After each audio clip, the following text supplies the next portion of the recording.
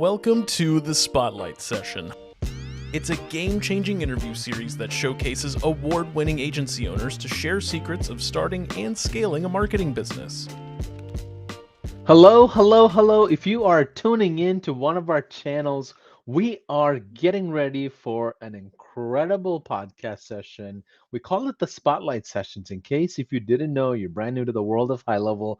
My name's Paulson. My goal is to kind of moderate this conversation so it's valuable to you. Our intention is to inspire you. If you don't know who Jarryd Holmes is, well, either you're living under a rock or you're new to the community. One or the other, either way, we love that you're joined in. But let me read out, Jarryd, I've got a pretty heavy bio here that I'm going to read out for you. Hopefully you approve this. But Jarryd Holmes is the founder of Boulder Digital, a Tasmanian-born marketing and automation agency known for defending the island with cutting-edge Go High-Level systems. With a decade of experience in marketing and sales, Jarryd has helped service-based businesses scale through AI-powered funnels, chatbots, voice AI, and really end-to-end campaign strategy. His team onboarded over 26 clients in late 2024 using our automated webinar systems, achieved 14 nominations at the Australian National AI Awards, which is really a big deal, and recently supported over 16 clients with voice AI integrations. Jarryd also pioneered Alfred AI for Google Business Optimization and was named Billie Jean's Genius of the Week for his GHL-driven voice AI campaign. Well, how is that bio intro there? I feel like a superhero. My brain's just exploding with ego right now. No, it's definitely not. But I tell you what, you've absolutely nailed it. That's I almost need to take a snippet of that and just use that for intros moving forward. I love it. Well, Jarryd is someone I call a friend, and the reason why, because I've watched his growth from far. Even though me and him didn't interact a lot, I know about what Jarryd's doing from so many people. I've been in part of a lot of the Australian and kind of a lot of the Asian events in general, and I always see Jarryd. Were you in one of our events in person by chance? Were you at the Sydney event? Okay, Saspreneur yeah, Sydney. that's right. Yeah. So, Yeah. great time that we spent together. But Jarryd, help people understand your journey a little bit. What's the story? Who is Jarryd? I think if you were to talk about the story, for me, it was working out what it was that I wanted to do, stepping into something else, because I've always been in business. I've always been doing sales and marketing. I've been working for myself or working for someone else, and I just know that I'm meant to be running a business of my own and doing my own thing. And then it just came down to wanting to help people, and so naturally, what I thought I was going to be doing to what I'm doing now is so different.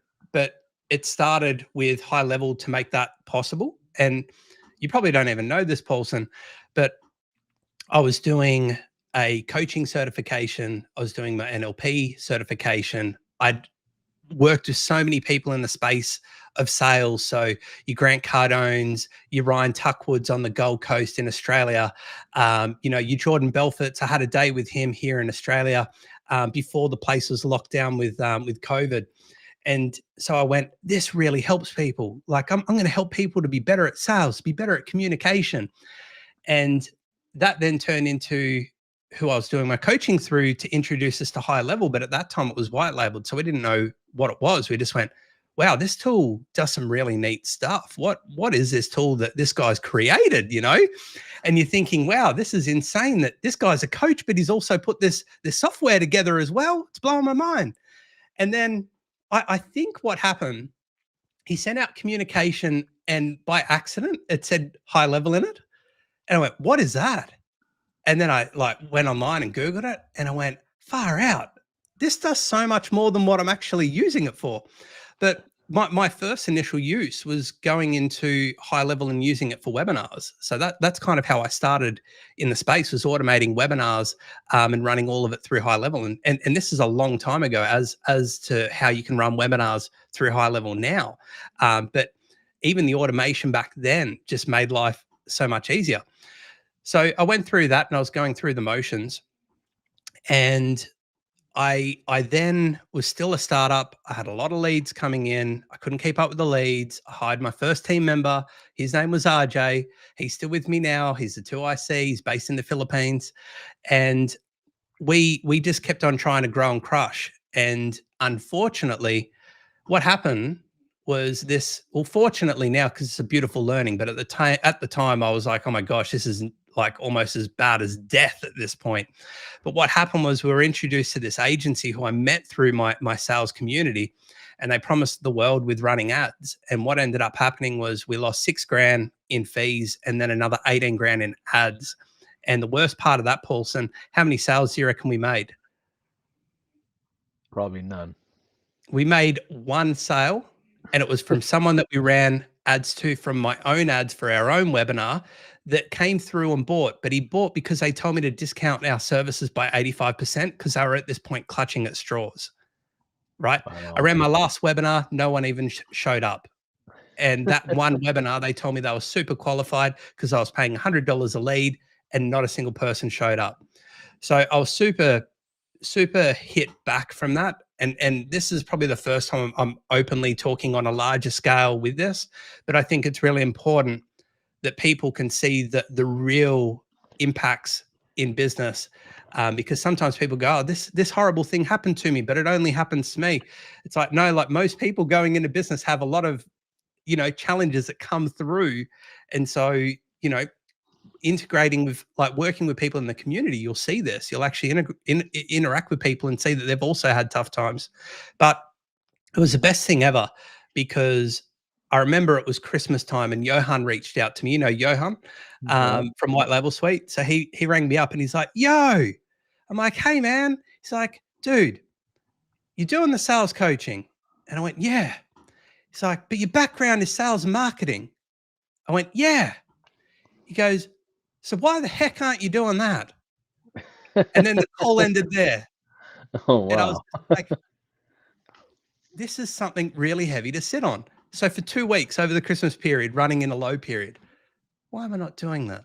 Why am I not doing that? Why am I not doing that? Why am I doing the sales coaching? And what it was, Paulson, was I worked out that I felt that doing sales was helping people more on a deeper level.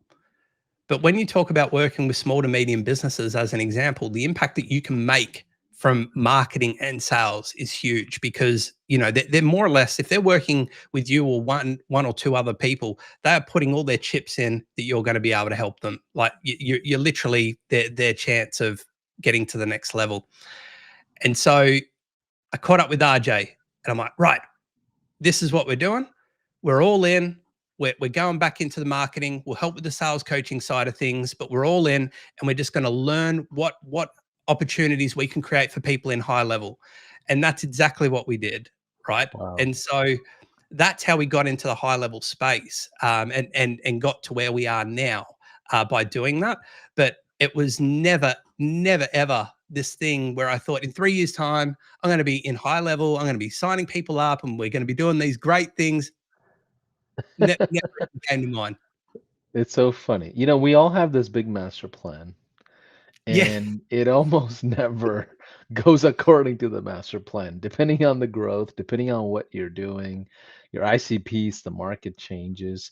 So Jarryd, help me understand, if I am a high leveler, brand new, how can I work with someone like you? Like, what exactly should I learn from you? I think that the biggest thing is two things. One, don't try and do everything yourself, because I think a lot of people feel that they have to do everything themselves. They'll jump into HighLevel. They'll start watching all of the HighLevel tutorials. They'll jump in and do certification with HighLevel, and they'll just like fully immerse themselves in this. But then it's what I call analysis paralysis. is a lot of people end up getting caught up with so many, or our Australian term is shiny object syndrome, or what we call the magpie effect, because magpies in Australia, that they're always trying to chase shiny things. And so I often say to people the importance of focusing on one thing. And what was good about this was when we first got into HighLevel, we had opportunity. We went, oh my gosh, look at all this stuff that the system can do. And this is before it had like 600 plus features in it. We were already amazed by that back then. And we're going, so how do we do this? There's reputation management, there's form fills, there's live chat widgets. Like how do we put all this together? And what we noticed is when we went to people and started talking about it, and you can tell I'm a pretty excited guy at the best of times, I'm like word vomiting these opportunities, like these features on people, but not so much the benefits. And what I found very quickly was it was overwhelm. They were just like, oh, too much, too fast, like you're just kind of drowning me out here. And so what I did is we focused on one thing and just went, what's the one thing that we can do? And I often say, what's the thing that moves the needle? So what we did is we focused on moving the needle by putting together a systemized approach. So we used HighLevel Suite as a intro to our offer. We then had an automated webinar where we had people show up for it. And so basically what we'd do is we'd say, hey, look, like we'll show you how you can gather some leads, but that's all well and good to have a list. You then need to be able to have your outreach and be able to contact those people. So then what we did is we designed a process in HighLevel that had a video sales letter funnel where we had it all custom valued. Custom values are the best thing in HighLevel as far as I'm concerned, because the setup for those pages was so quick after we did that, because you can imagine setting up a VSL for every single person that comes on board, especially when we brought in like 26 people over what people call the quietest time of the year, December and January, right? Here we are double time trying to build all of these campaigns, getting people into the system. Custom values made that so much easier. So we worked on that one thing, and that was proof to me at that time. If you just focus on one thing, you can naturally grow your business, right? And that's what works well, is focusing on one thing inside HighLevel. The other part then is working with other people.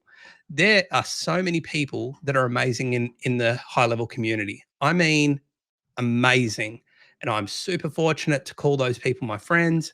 Being able to go up to Sydney and catch up with them and see them in like real life was also amazing. Being able to catch up with you and the others was awesome to see everyone in real life, because we do a lot of this through the screen. And what's great is there's no rapport building either, because you've already done that. You're just talking about casual things. But I've been able to rely on people where I've been stuck in various ways. We had a voice agent build where it had like 1,000 different links that went to different bookings for a registered training organization. And then we reached out to the funnel doc, and I was just like, look, this is kind of some of the stuff that we're trying to do. Any chance that you could point us in the right direction? He goes, I do it like this. It's like, boom. All right, cool. And we had it ready and built in a couple of days. But that's how powerful this community is. A lot of people that I talk to think it's a little bit weird, because they're like, aren't you in like competition with them? Aren't you selling the same thing? Right. and it's like, no, because the other side of what we do is we build for agency owners in the UK, US, Canada, and Australia. Right. And what's been amazing is seeing how people use HighLevel, but the way they use HighLevel is one thing. And then the other thing that makes the difference is their experience. So for us right now, Paulson, you know that we're doubling down on voice and chat AI at the moment. We're running ads for it. We're running funnels for it. We're getting book calls. We're getting people on board with that. That's a secret sauce, is being able to double down on those things and then just go all in and focus on that. And then each time I get like a moment where it's like, oh, I'm just not sure how to do that, it's amazing how I can just reach out to a couple of people in the community and actually get that experience. But then the thing that we now are developing here in Australia for our point of difference is, as you mentioned, the awards, right? I go, hey, look, I've been talking to other providers, someone to say to me, and I go, great. I go, tell me about that. And they're like, oh, well, there's this person and this person and this person. I go, awesome. Like, they're probably doing a fantastic job. I'm curious, like, have they got any accolades? Have they had anyone like pointing out how well they're doing in the industry. Because like a couple of weeks ago, I just came back from Sydney and we were nominated for 14 awards for the National Australian AI Awards. And they're like, oh, none. And so that's one of our points of difference that we now have by being able to talk about the voice and chat agents, is because we've been in there and done that. That now adds to our selling USP with Right. using HighLevel, and everyone has their own USP, whether they've got a background in being bookkeeper or a librarian, or being in a trade or real estate. Everyone has their own experience that they can apply to this and very quickly create their own thing. Yeah, I love it. There's typically, three phases, in my opinion, for how to grow a business, right? Or an entrepreneur, how to grow an entrepreneur. The first phase is the clarity phase. They have to figure out what they're navigating, what the offer is, who they're catering to. The second phase is typically the speed. How fast can they get to it? How fast can they be, how fast can they adjust and be agile. And the third thing is execution, like how well can they execute. um can you help us understand, if I'm brand new watching this, the podcast with Jarryd Holmes is the first thing I come across in the world of HighLevel. Like, imagine that. We see that all the time. They come across our spotlight sessions. That's the first thing. Where do I start for clarity as a brand new person in HighLevel? There's so many different things. There's the Go Collab, there's Academy, there's 3 different Facebook groups, then another 100 HighLevel Facebook groups from external parties. Like, where do I even start for clarity? I think that one of the easiest ways to get some clarity is to first look at what you do. Like, what is it that you do? What do you do well? Is it communication? Is it that you're a really techie person that really loves digging into the knowledge base of HighLevel and going through all of the notes inside there? And then working out if you're someone that's the idea person or the implementer is one of the first things. The second thing then is then potentially looking at someone that you know or someone that you could partner with to actually help you with the other side of things. So, as an example to that, me and Vit often have a laugh about this, because Vit's a very detailed guy. I'm very like, let's just get this done and move the needle kind of guy. And we often talk about collaborations and doing things together because we fit both sides of that to do that really well. But that doesn't mean you necessarily need to like form a business with that person, although that'd be great. Just being able to leverage someone like that to come into the business every now and again to help with things, and not being afraid to ask for help or ask for a setup fee when working with these people. Because if you ask for a setup fee in your sales or your early sales, that's what's going to help you out. Once you know what that looks like, then it's looking at, okay, well, what do you want to implement inside HighLevel? What is it that you want to share with people? And you're right, Paulson. You see this so often where people just see all of the amazing things that they can do in there. But then if they're not careful, they spend a lot of time in there and they actually don't move the needle. They don't get started on something. And so my suggestion to people starting out that are new to this is to try things, fail and fail forward, because you're not doing anything wrong. You're not failing like to just give up. You're actually learning every time you do this. We kept on failing forward before we found that our combination of the leads to the automation was something that worked for us. And we went, well, we can double down on this. And we doubled down on it for the couple of months that we were doing it. But if you're trying to find these things and think you're going to hit it off straight away, if you do, awesome. I think what a great outcome for you to hit success that early. But there's simple things that you could do, like the social planner as an example. The social planner is a very powerful tool and something that is so easy from an agency side of you to set up. And so you could jump in there and you could put that together, and you could literally walk door to door into businesses, even hospitality businesses, going, do you find that that's a bit difficult? Do you have a bit of a challenge trying to keep up with posting content across all of those channels? What if I just showed you this tool? I tell you what, like, I'll give you a free trial for the first month. You just try it out and see how it goes. And if you love it, great. It's $200 a month. If you don't, that's absolutely fine. There's no risk there. And I won't hold you accountable to any lock-in contracts. Literally pay month by month. You can cancel anytime. Does that sound good to you? And you've literally just got something started from nothing. Like something so simple. Another one could be, hey, look, I'm curious. I filled out the form on your website because I wanted to get in contact with you. What happens after that? Because I didn't receive anything. Like I didn't even know if it was confirmed. I didn't get any confirmation on your site. I didn't receive anything. So I'm just curious, like, what's that process? And then sometimes people be like, oh, you kind of fill it out and it gets left to die until someone gets in contact with you. It's like, okay, well, here's this thing that I've got. It's our form option, right? So what we do is we put a couple of forms into your website and make that really simple. So we just embed those into the site. And then how's this? When they fill out the form, here's what's going to happen. We're going to send them out a confirmation via text and via email. But then afterwards, what we're also going to do is we're then going to put them into a 12-month email sequence. And normally what we do is we charge $2,000 to set this up, but I'm happy to do it for you, Paulson, for $500, which means that you're going to say $1,500 and get started. Does that sound good to you? And then, that's another perfect way of doing it. So you could do incredibly awesome automations. You could get really technical with the AI and HighLevel and do some really techie kind of stuff. But if you're starting out, you don't need to do that, is where I'm coming from. Simplicity is key. There's that acronym KISS, like keep it simple, stupid. And just trying to go, how do we make this something that we can test, see if people want it, and then roll it out? But they're two that like literally just popped into my brain after you asked the question of how you could roll that out. Yeah, and sometimes you'll surprise yourself in different areas. Like you might find that, okay, if I build out an AI employee, it's a lot simpler than I thought just to get started, just to get some baseline thing going. It's not rocket science. Full confession, Jarryd, yesterday, it's November now. My wife, she has to have all the Christmas stuff up, like lights, all kinds of stuff. Usually, I'm the type of guy that don't even change a light bulb inside the house because I'm scared of electrical stuff. I'm scared to break things. I'm just like home stuff. I'll fire whoever, bring in a contractor to do whatever.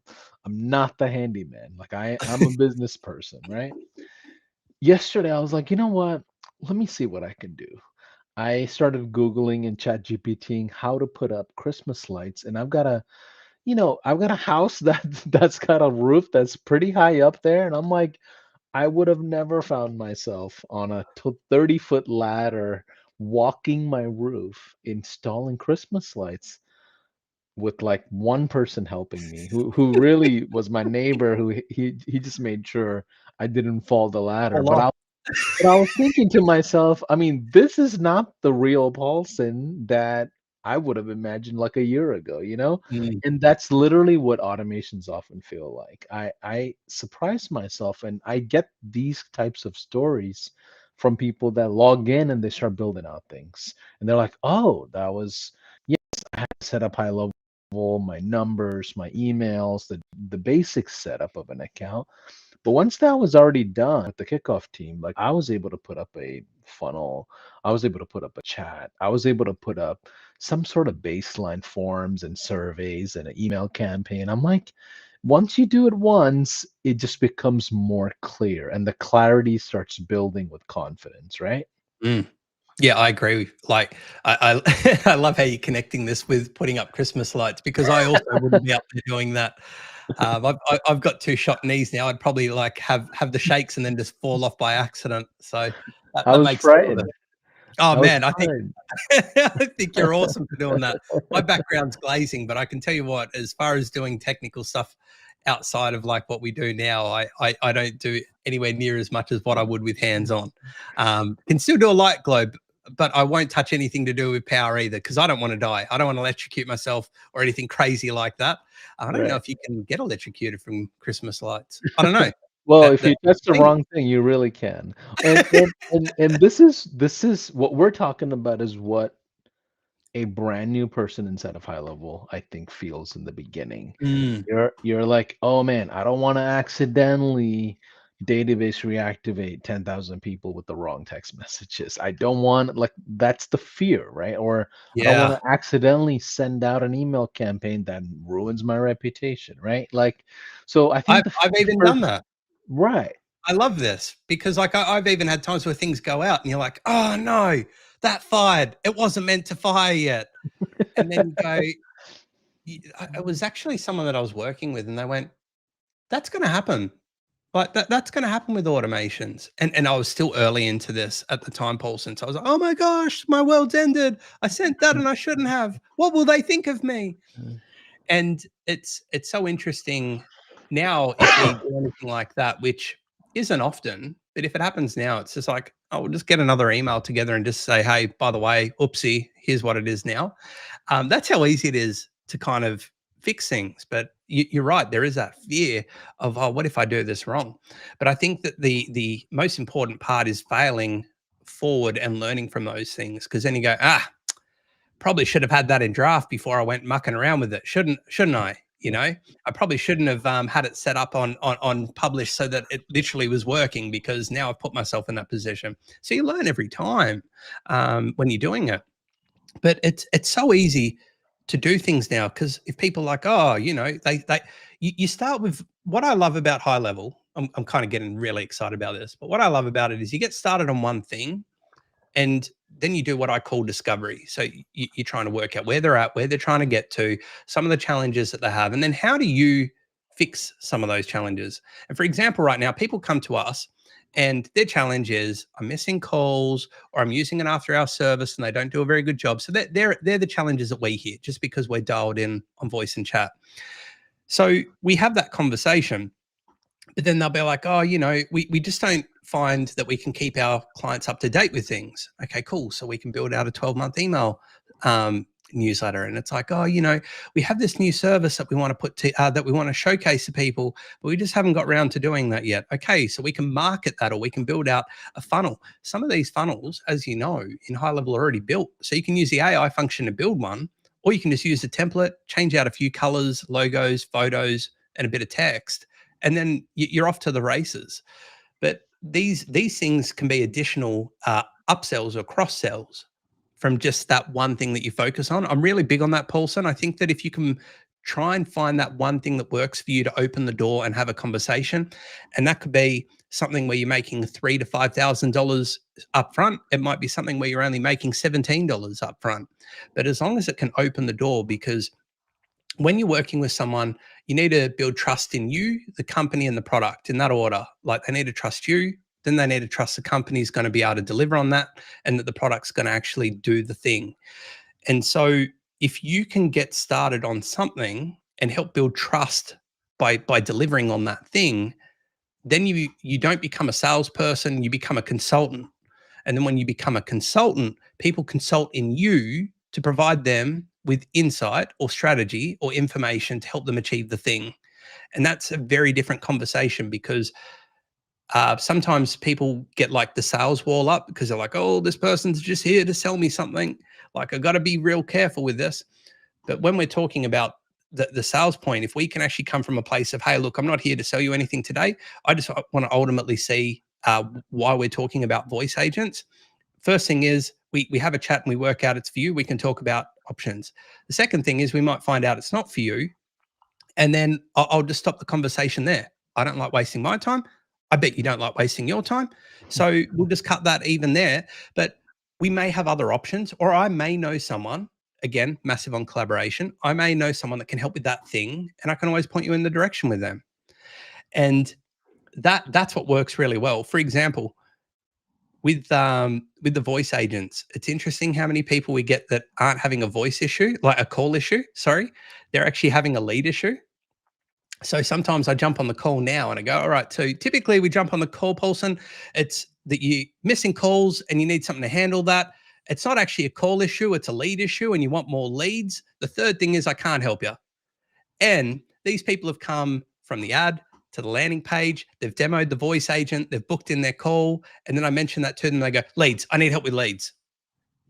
And it's just completely like side mission to where we were jumping on this call to talk about voice agents, right? And so then I go, cool. So tell me more about that. And then what's HighLevel got now? GPP optimization. Well, great. We can optimize your GPP, your Google Business Profile. I should say that out loud and remove the acronym so it's easy for everyone to know what I'm saying there. But by improving your Google Business Profile, you're actually helping them to improve their visibility overall. And that information is currently being pulled by Google AI. So if you're keeping that up to date and keeping that current, which, let's be honest, when we're talking about what people are doing here, a lot of people just set up a Google business profile and leave it to die. They go, I've set one up, I'm done now. They don't actually update it with posts. They don't update it with the correct information or the correct hours and things like that. They just kind of build it and leave it. Then you've got a tool now that can actually do that for them. And away you go. You've then literally found a way to actually help them with lead gen, as well as helping them with a way to actually help with handling those leads with the voice in the chat. I love it. I often think that trust is the currency of speed, right? If you don't have trust internally with yourself of what you're bringing to the table, if the customer doesn't have trust in you or you don't have the trust in the customer, speed is affected typically, right? So you have clarity, you have speed, you have execution in business. Help us understand the speed component in your experience. Once you have the clarity, let's say you're at like 5K or 10K a month, like how do you scale this thing? Like where do you go? Where do you start in going faster and more like more rhythmic and predictably, you know? I can talk about what we're doing right now that talks to that, because that to me is like the speed is like the scale stage for me, Yeah. right? And so we had this this landing page put together, super basic, a white labeled missed call video. I can't even tell you what's on it, Paulson. It's just something that I know. It has a few things like don't miss calls, use an AI agent, use chat agents. I'm like, cool, that gets a message across. That's what we need to do, because we're in Australia. I'm in Tasmania. So Tasmania's like got 500,000 people that live on the island, right? So most of my clients are everywhere else. We've got 90,000 businesses roughly in Tasmania. So I go across Australia predominantly when I'm looking at this stuff.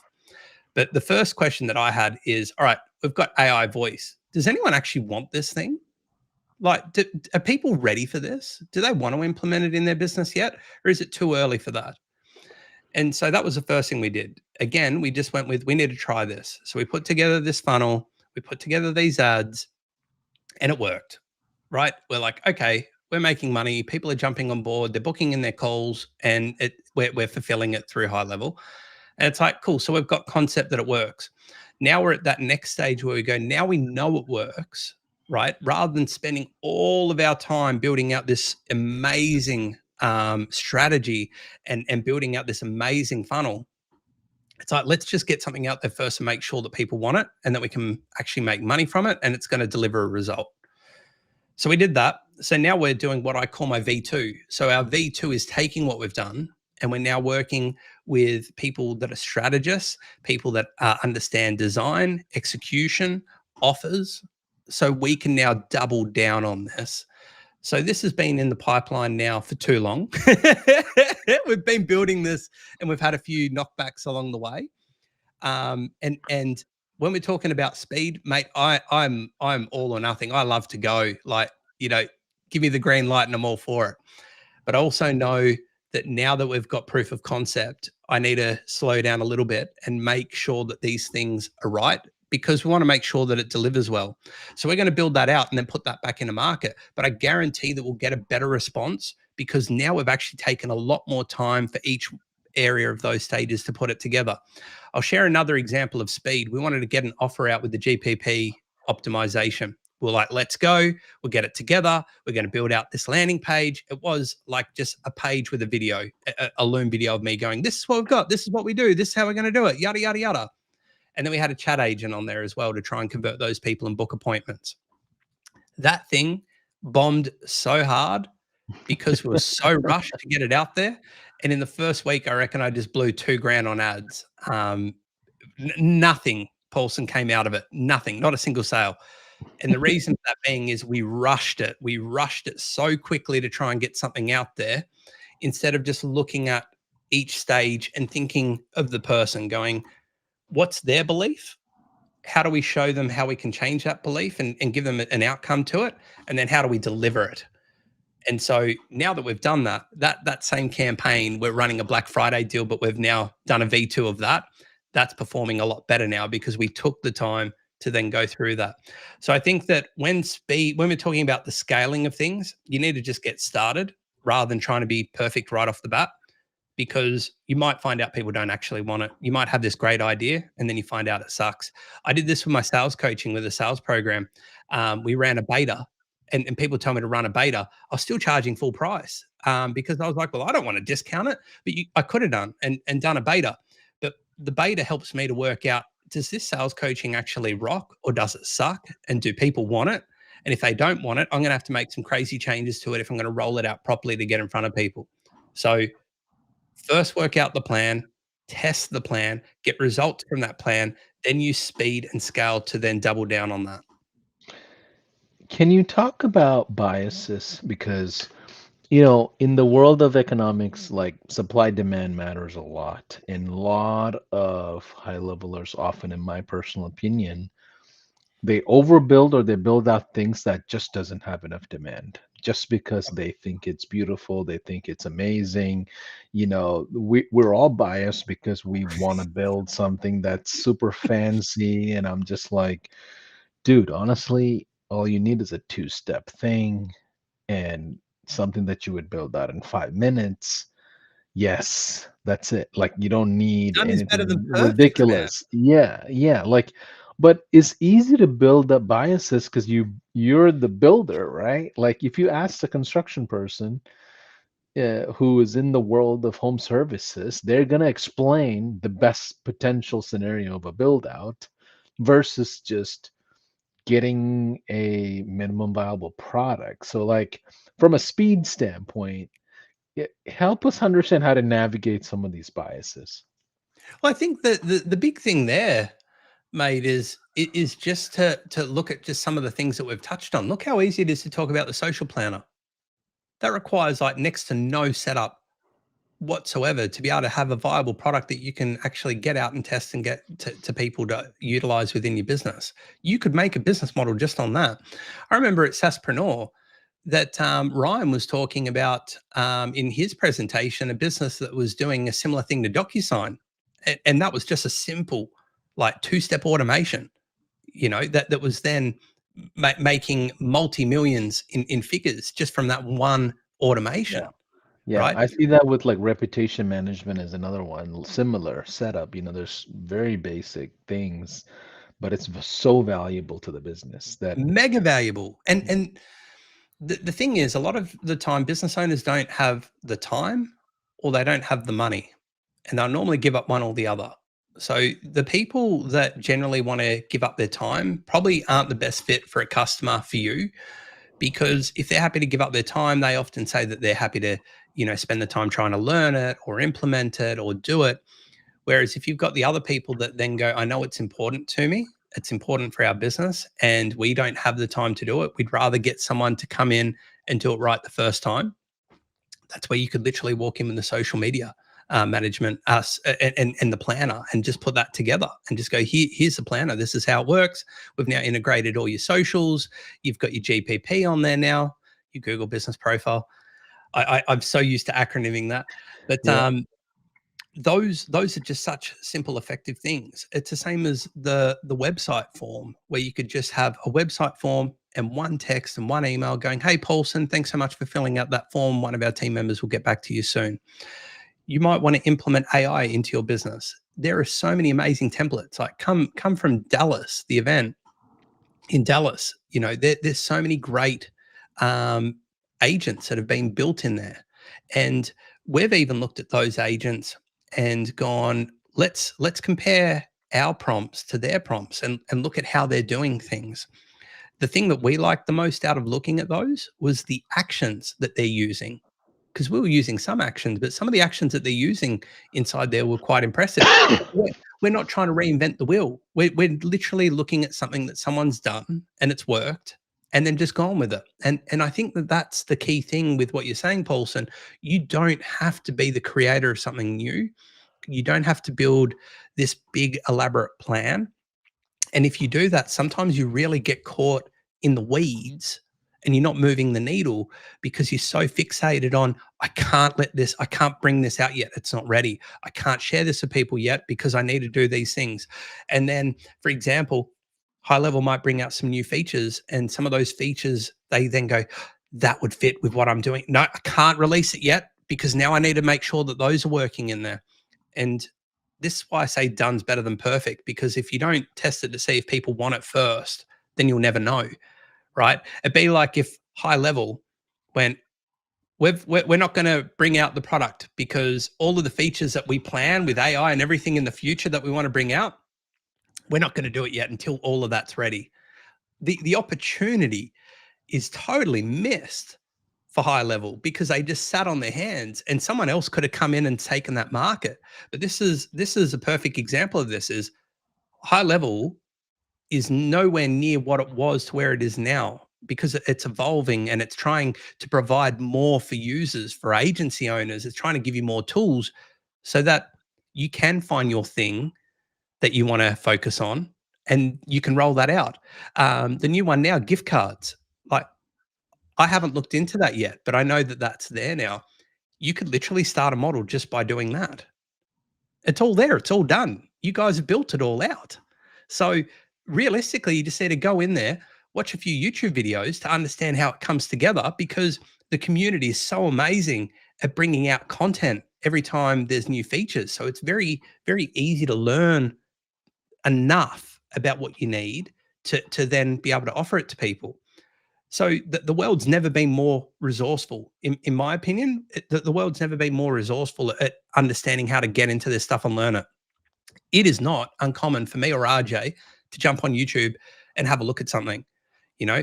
So we'll reach out if we're getting stuck. We'll reach out to the support in HighLevel. We'll reach out to our white label support. If we're there, we'll reach out to our community. We'll drop something into the Facebook group. But there's always someone willing to help. There's always someone willing to help get it all together. And I think that the other thing that people that are starting out need to be careful of is not falling into the trap of buying snapshots, because I see that a lot. If there was a drug addiction for HighLevel, it would be snapshots. Because everyone's like, what do you mean? Oh, you've got a snapshot? I want that snapshot. And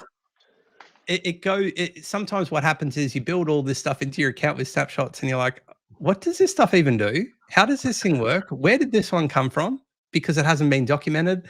People like Michael Pacito, he's a big advocate on documenting things and making sure that things are laid out. And I agree with him. I think that knowing what's actually in your account and what it's doing is super important. So it's not getting caught in those things. It's keeping it simple and just simplifying that process without getting caught in doing all of these extra things. I love it. So we talked about two things so far: clarity and speed. Let's talk about execution. What does execution look like to you? Let's start at the decision-making level. When you first start off as a solopreneur versus now you have additional team members, like what are some lessons that you've learned in execution? In what way? Help me unpack that. So if I'm starting out and I'm pretty fresh into the world of business, how do I even execute on things that matter? Where do I create a priority list of what is important, right? Depending on, do I go sell this thing and then build out, or do I like build out and then go sell it, or like do I just partner up with somebody if I'm like, a strategy person, I need an implementer, or vice versa? Like, this is where my mind is when I think of execution. I love this because you could almost answer yes to everything that you just said there. You know Yeah. what I mean? Every one of those things you could go out and do.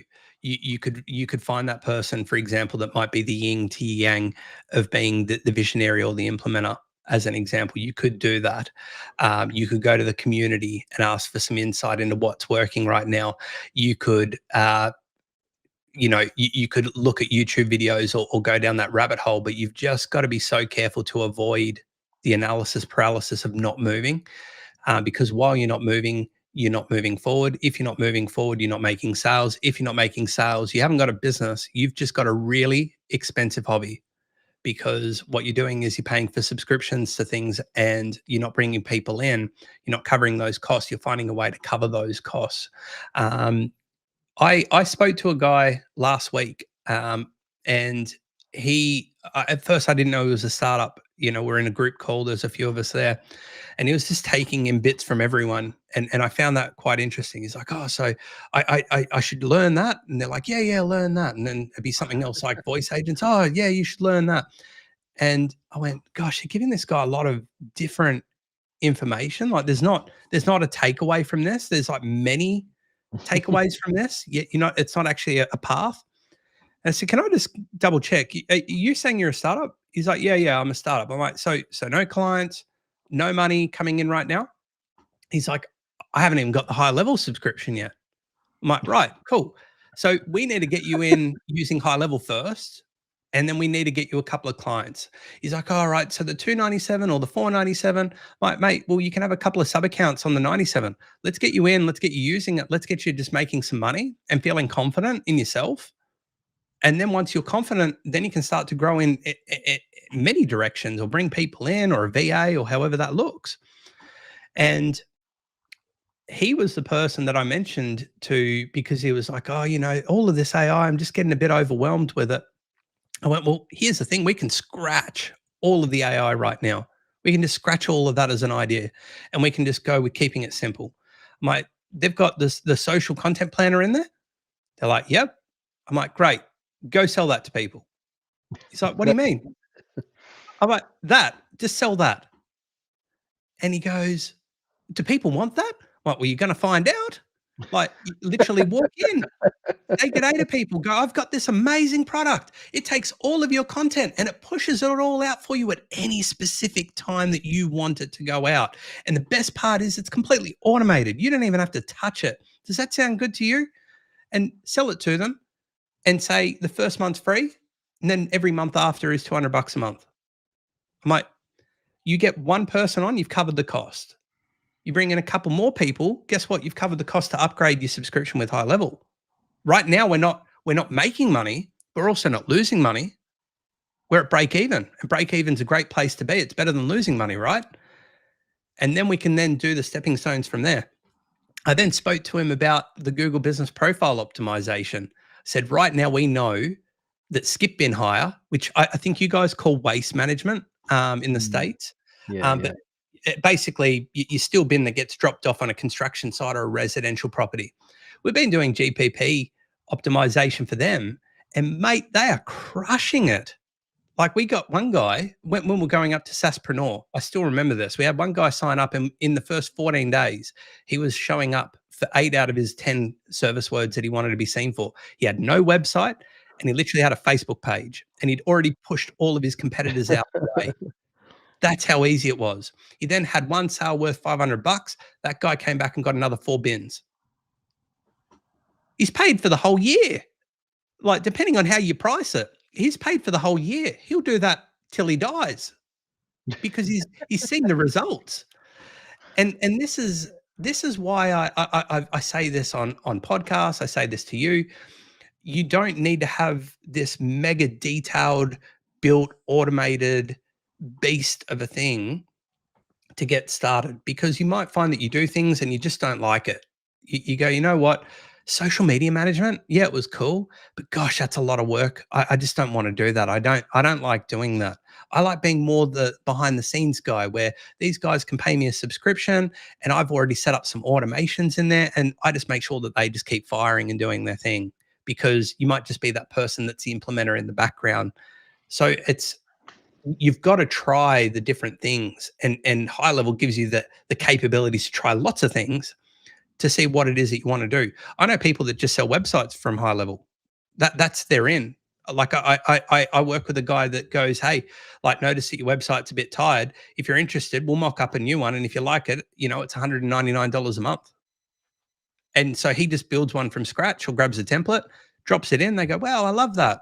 And then he's got a client that's then doing that, and then they grow into other things.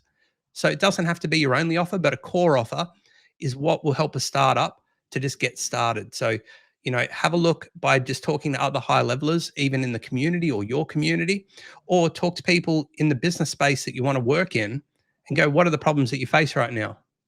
Because it might be, I'm just sick of dealing with the phones. Well, then you double down on AI. There's agents already built. You change the prompt a little bit, you put it to play, and away you go.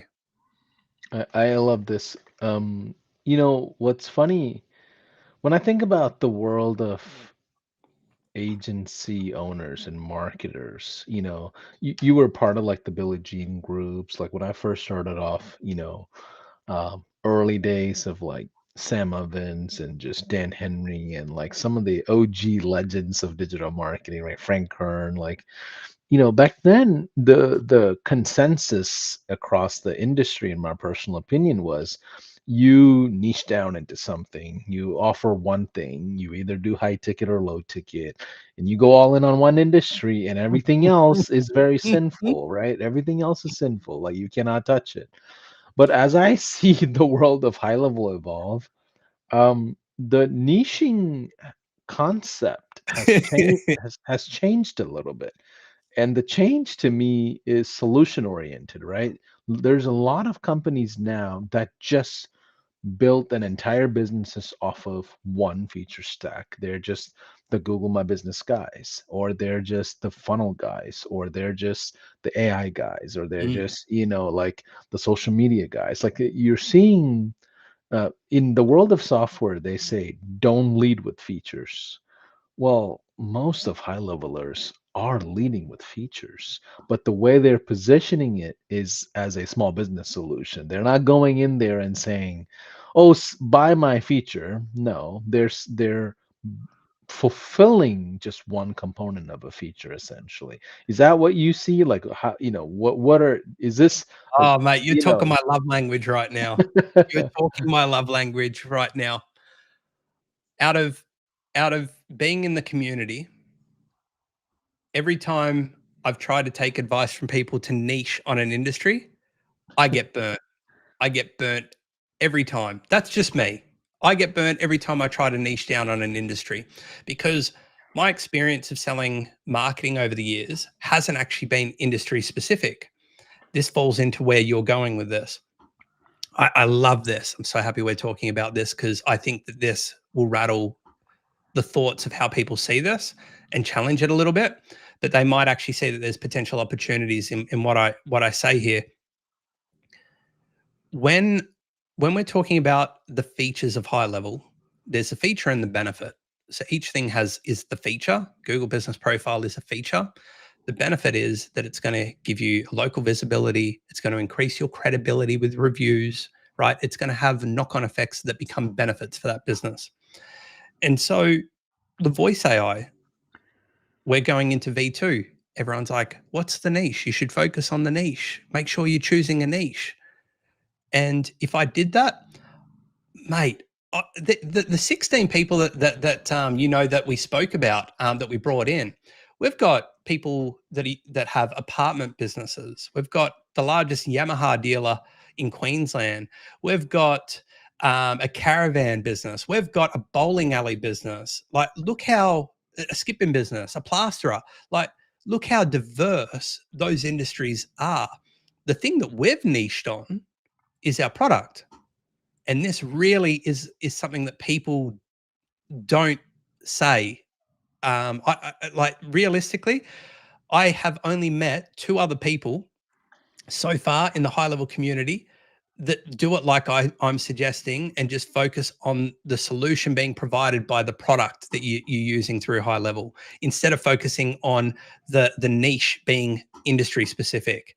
And I only met the third guy I met. I only met him like a couple of weeks ago, and I was like, "You're like the third person I've ever met that's doing this." The second person I only met a few months before that. He's based in the States. He's like, "Look, I just want to be able to openly solve problems with products. That's what I'm coming into high level to do. I'm not worried about the industry. I just want to solve problems with what it is that the things in high level do." And I was like, "Oh, mate, you're like the first person I've spoken to. I'll help you build that out. That's fine." And then the other guy, I was like, "You're like the third person." And I love it because it's not said enough. There are pain points the features in HighLevel solve. And so if you're having trouble with the amount of call volume you're getting, that is not a pain point to one industry. That is a pain point in business overall, right? And so imagine how limiting that would be if I just started going, right, well, my niche right now is accountants. I'm only going to do voice AI for accountants, and then jump on the call. Oh, I do this. Sorry, only work with accountants. Our solution's only built for them. We're literally limiting our capabilities and our way to grow and our way to help people by being niche specific. Don't get me wrong. There's some people that have set up systems that I know in HighLevel that are niche specific, but they've built a system to suit the problems that niche faces, right? The industry that they're trying to solve. I know an incredible person that's in the car dealership space. I know a few in the car dealership space, but they've built a solution in HighLevel to help them with the problems that they face. But you don't need to do that. And you go down a rabbit hole as a startup if you're doing that. Whereas if you just look at some of the things that are happening right now, you might go, all right, Google business profile optimization, open up ChatGPT. Why would someone want Google business profile optimization? What are the benefits to a business? Bup, bup, bup, bup, bup, bup. Okay, cool. Now I know how it actually helps people. If I call them or walk into their business, now I can talk to them about that, right? And then all of a sudden we're focused in on that.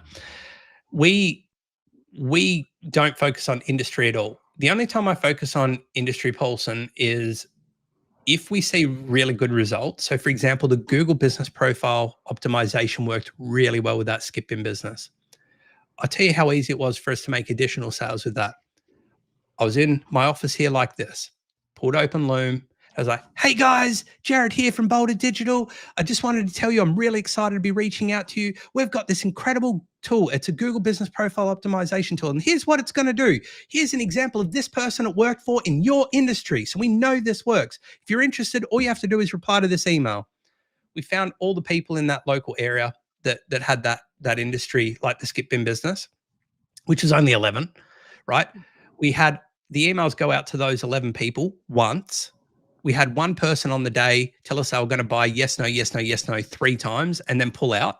The next week, we signed up a gentleman named John, and then John has been with us ever since. And we've now got 3 different skip bin businesses that are working with us just by doing a simple mail out to go, this worked for someone in your industry. If you're interested, here's how it works. Come back to us. So you can niche into industry as well, but notice that we just get people in with the problem that we're solving with the actual tool that we're trying to provide them. Yeah. What I love is that people forget that you can market to an industry without niching into the industry. Yes. Right. So, we come from the world of traditional marketing where you did so much for everybody. Well, we know that's a lot, but then we shifted into the world of, oh, let's niche down. And then after that, I saw the phase in digital marketing for a little bit where it's like, oh, I only do high ticket or I only do low ticket. It was like revenue niching for some reason.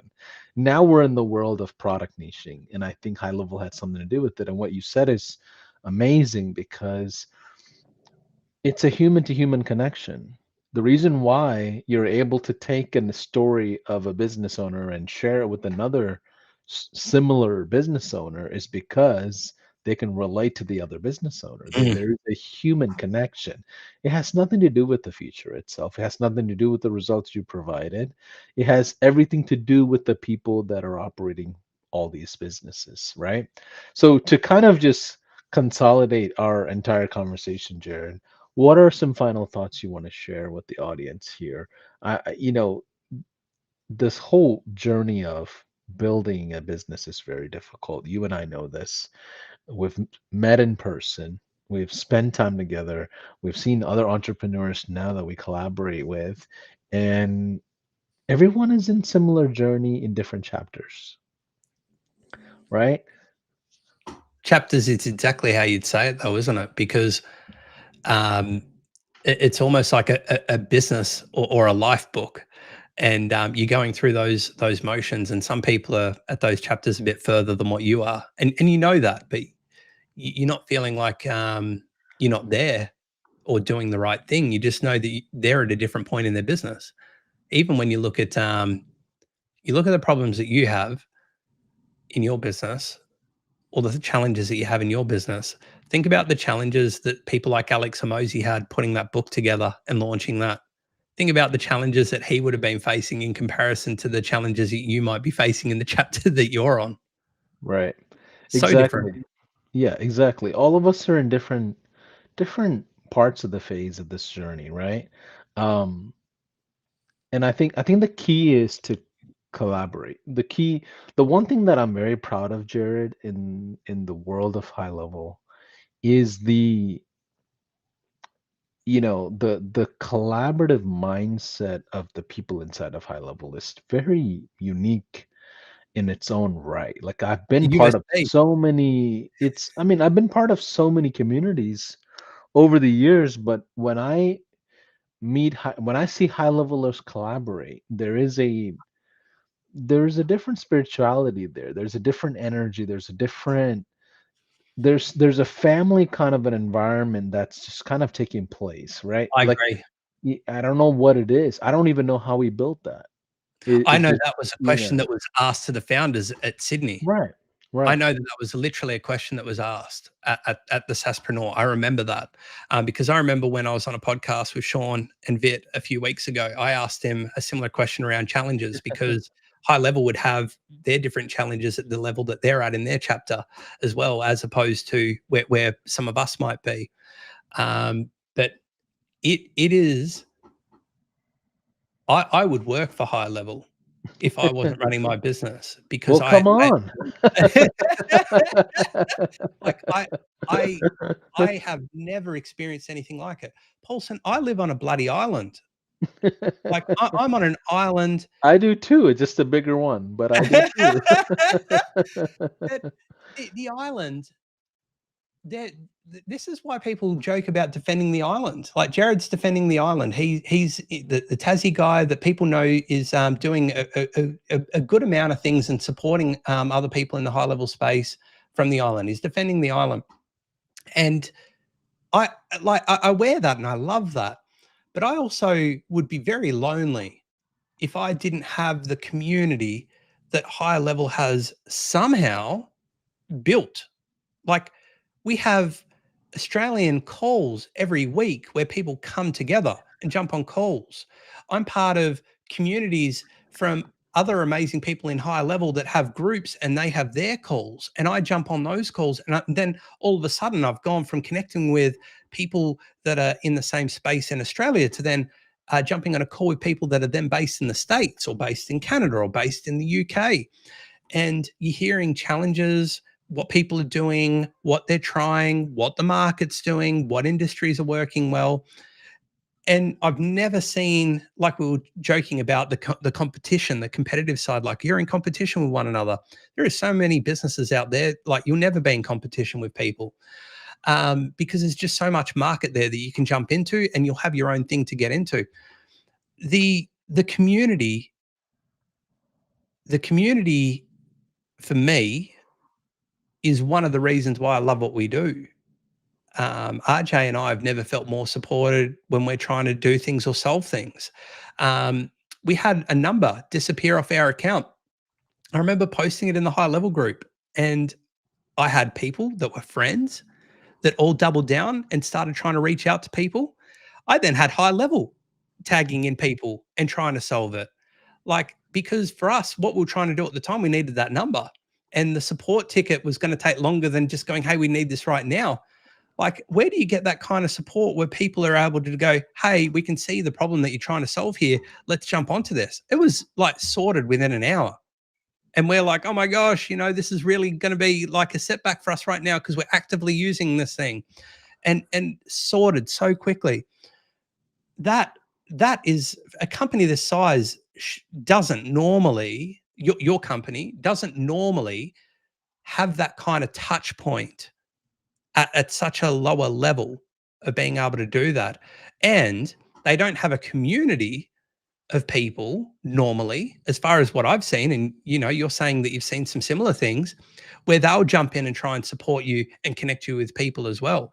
The community is incredible, mate. Absolutely incredible. And this is why just learning and listening and talking to other people, going into their groups, jumping onto the weekly call that might be happening in your local area, you can take so much from it.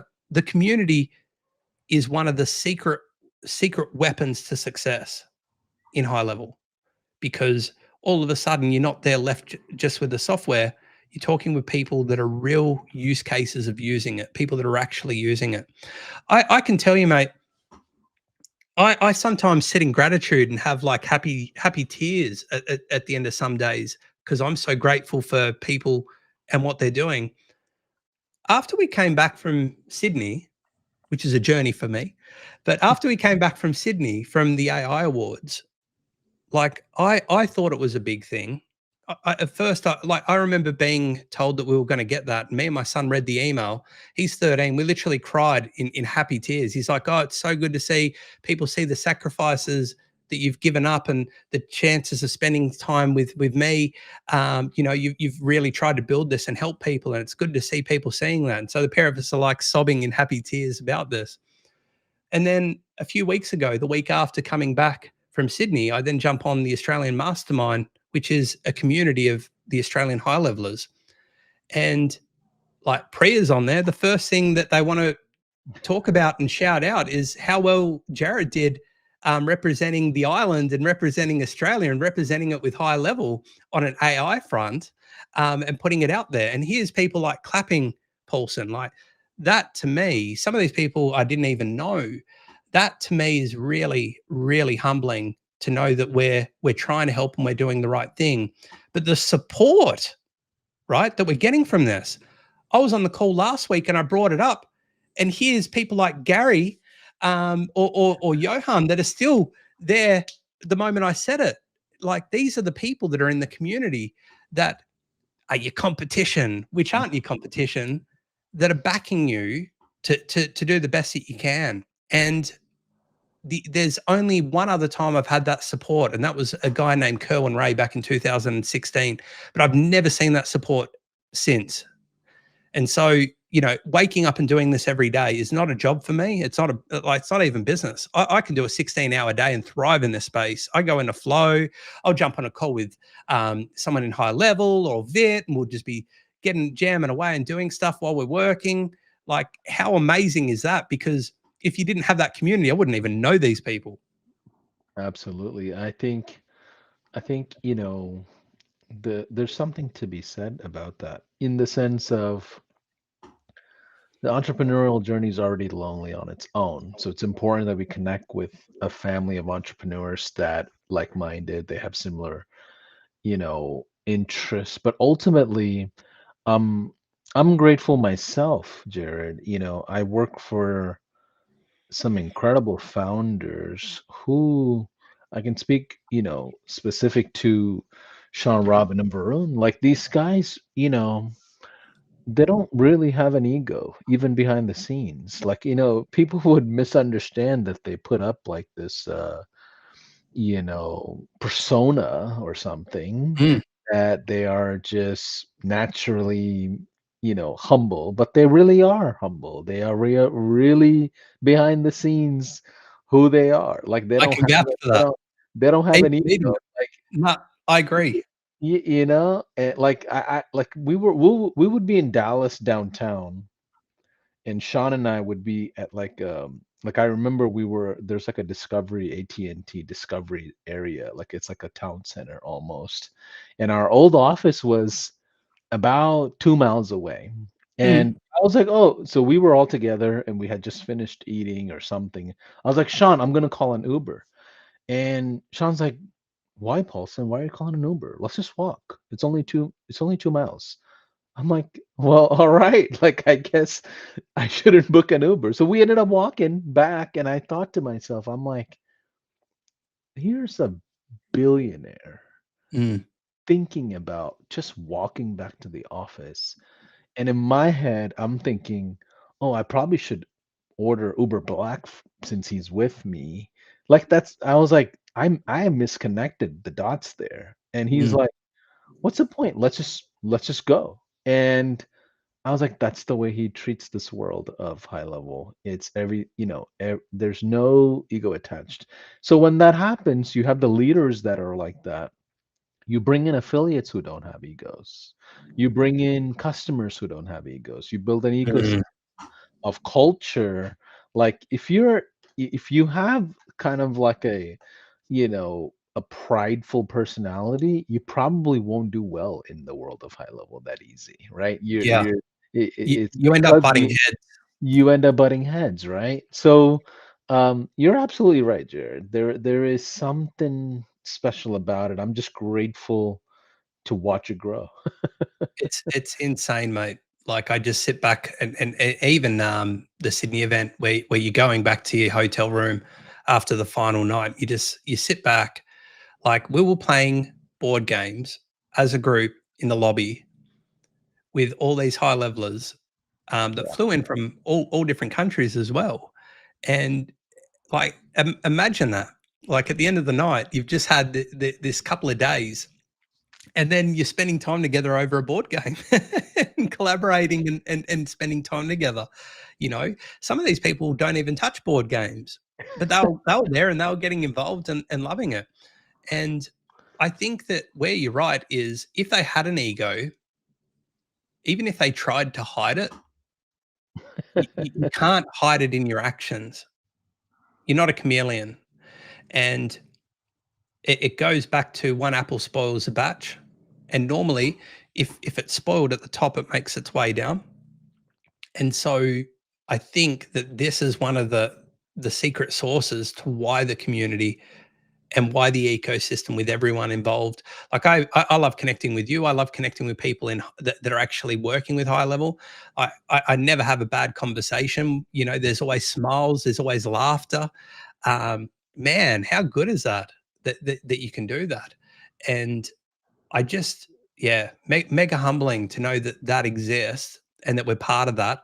And I can't wait for Saspreneur coming back into Sydney because, like, man, the moment they announce that thing, I'm going to have tickets booked and I'm going to be ready to rock. I just can't wait to catch up with everyone again Yeah. and be part of that. And I think that even putting that out there as well, just on a finishing touch here, we like 8 times our ROI going up there, Paulson, just by connecting with new people from an agency point of view, because we do builds for people, and we didn't know those people. We wouldn't have known those people if we didn't go along to those events and just have a bit of a chat and find out what everyone's doing. Right. And then that turned into opportunities, and we came back to Tassie and we've now got these partnerships with people. One guy that we made a partnership with, I went to an event in Sydney a few months ago. He literally booked a ticket the day before at like 10 minutes to midnight just so he could catch up with me. Yeah, But we wouldn't have met each other if we never went to that event. I love it. So I just think everything happens for a reason, but the good that comes out of high level and the people it connects you with is something really special to me. Absolutely. And the crazy thing is this, you probably agree with me, Jared. The world of high level is just beginning, just starting. Oh my gosh, I couldn't agree more. I think that even though it's been around for years, I think the opportunity we're like we're on the cutting edge of what's to come. You I don't have know no what's to come. idea You how should give us a couple of secrets now, Paulson. you have no idea how many events I go to where not a single person in the room of hundreds have never heard of high level. I spoke at an event in Dallas with Mm, over 600 people, and it was a marketing event. It's called the Digital Marketing Summit. I spoke there not right. too long ago. On stage, I said, "Raise your hand if you've heard of high level." Our team is behind the room, massive ballroom. Like two people raised their hands. And Really? and I was stunned. I was like, man, What? Like what? We're in Dallas. We're a Dallas-based company. Like, and people still haven't heard of us. And that gave me assurance that we're still in the early stages. I love this because Australia would be even further behind that again. Right. And so in Australia, I look at, I say this all the time to people. I'm like, there is such an opportunity to come from this. And you look at the people that are starting in it now and the opportunity that will come, because naturally the progression of being involved in it is huge.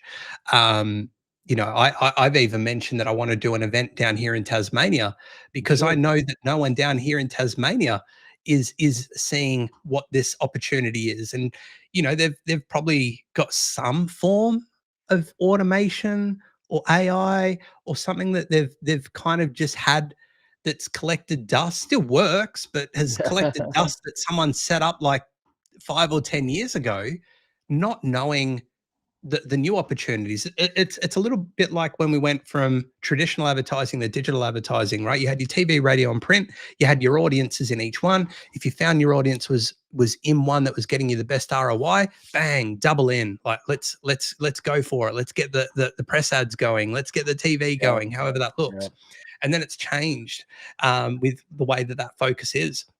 And so it's being able to basically follow where you're trying to go to, and then double down on that as well. Absolutely. So, for those of you that are watching, we talked about three things. First is the clarity phase. Second is the speed. Third is the execution. And we also obviously ended the conversation in the importance of the community and the ecosystem of high level. Jared, final thoughts. I feel like this is the second time I asked about the final thoughts. So, this is actually the final thoughts. Send us home. I would say don't be a stranger, and don't feel like you can't talk to people. If you see Jarryd Holmes on this podcast and you're like, oh gosh, he's just, you know, he's above me. He's someone that's on a podcast. I could never talk to him. Please talk to me. Like I love being able to connect with other people in the community, and other people in the community that you might be afraid to talk to, reach out to them as well and say good day.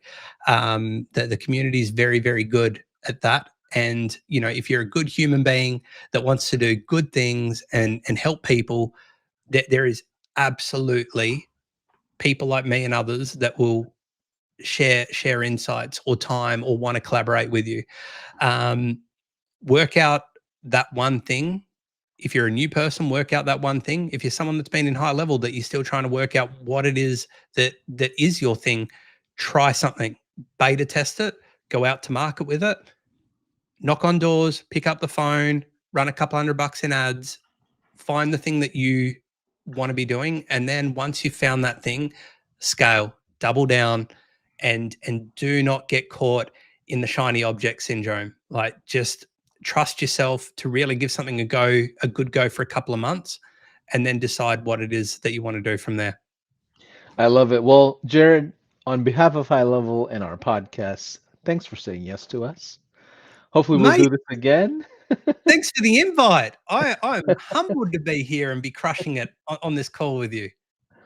Awesome. Well, hopefully, we'll see each other in person. Maybe if you throw in a event in person in Tasmania, maybe we'll be out there. We never know. You never know. We'll come out there with our crew. But either way, hopefully, I'll see you in Australia in 2026. But for those of you that are watching, in case if you're on the fence and don't have a high level account yet, I know a guy next to me. Reach out to him or get onto our homepage and test us out. Look forward to seeing you. Bye for now. See you guys. Bye now.